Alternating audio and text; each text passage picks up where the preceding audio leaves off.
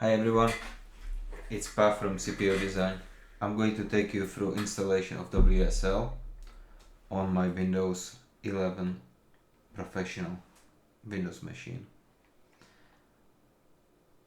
Okay, so what is WSL?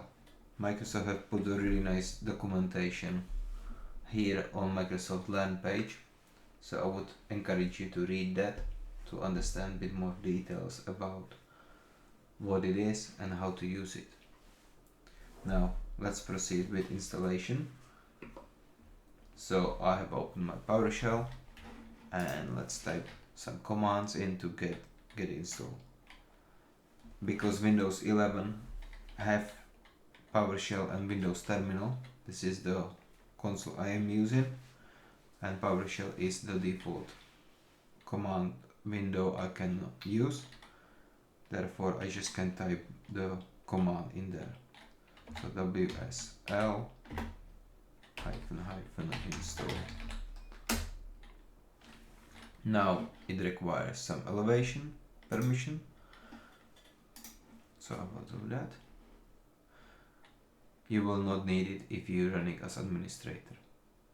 Now we can see the Windows subsystem for Linux has been installed successfully.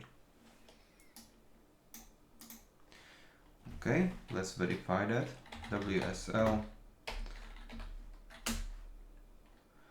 So it shows us what distributions are used, and to get versions we put -b. Great. Now it says I need to restart, so I will do that, and after then I will get a window for prompting to enter the default username and password for the Ubuntu which is currently installed. If you want to install any other version, you can use Microsoft Store to do that, or use additional commands to do that, but I'm not going to cover this in this video. Thank you very much for watching. Bye.